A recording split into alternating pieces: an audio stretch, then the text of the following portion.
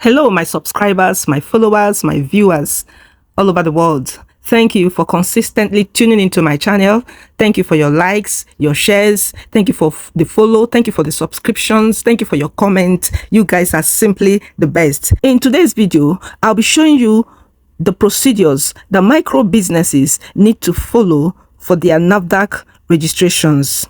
It's actually less tedious and less expensive than the medium and large scale.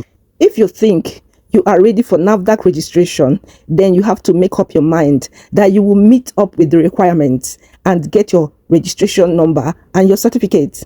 I believe that everything is possible to those who believe, so fasten your belt and pursue your registration vigorously. Don't let anyone make you think it's one impossible task that is impossible to achieve. You can definitely do this if you set your mind at it. People like you are getting their NAFDAC registrations, so why won't you get yours? I must clarify here that I am not a NAFDAC staff. I do not work for NAFDAC, neither do I work with NAFDAC. I just prepared this content to help those who do not have a clue on how to go for their NAFDAC registrations. Every information I'm sharing here, I got them from NAFDAC website. That means I won't be answering any questions on NAFDAC registration. You can equally visit their website for further details, or you can contact NAFDAC office directly. Okay, what is NAFDAC? NAFDAC is an acronym for National Agency for Food and Drug Administration and Control. So NAFDAC concerns those who are in Nigeria. Or if you live outside Nigeria, you want to set up food business or cosmetic business or drug business in Nigeria, then NAFDAC will also concern you. But if you're outside Nigeria, you don't have anything to do with Nigeria, then NAFDAC registration does not concern you. Okay?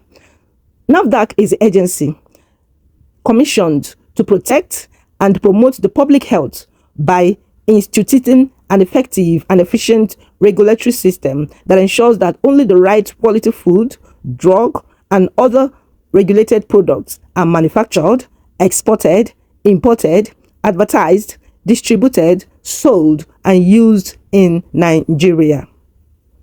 The official website of NAFDAC is www.nafdac.gov.ng. So you can visit their website with that link. So I dropped the link below in the description section. You can use it to visit the site. Their Abuja office, which is the corporate headquarters, is at plot 2032 Olusegun Obasanjo Way, Zone 7, Wuse, Abuja, Nigeria. While their Lagos office is at plot 1 Industrial Estate, Lagos, Oshodi Apapa Expressway, Isolo, Lagos, Nigeria.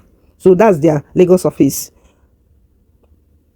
But NAFDAC has offices all over the states of Nigeria. So if you wish to visit the NAFDAC office in your state, then you can Google the internet to find out the address or the location of the NAFDAC in the state where you stay. Okay? Before I continue, I would like to talk a little bit about MSMEs. What is MSMEs? MSMEs is an acronym for medium scale micro enterprises. Now you can follow the link below in the description section to watch one of my videos where I gave further explanations on MSMEs in Nigeria. So I dropped the link in the description section. You can follow that link to check out one of my videos where I explained about MSMEs. So we're now diving straight into the guideline for micro scale enterprise, guideline for NAFDAC registration for micro scale enterprises. Okay, I'm going to be listing out the guidelines for individuals that want to engage in manufacture of packaged food products on a micro scale in Nigeria. So this is a public information, okay, general information for the public. Now, NAFDAC is saying there are foods you cannot package. Such foods are meat and meat products. You can't package meat and meat products except if you're packaging dried meat. Okay. You can't package poultry and poultry products. NAFDAC totally rejects that. You cannot package fish and fish products except you are packaging dried fish. NAFDAC is saying you can't package any milk and dairy products. As a micro scale business, you cannot package milk and dairy products. You can't package cooked rice, beans, or fresh vegetables.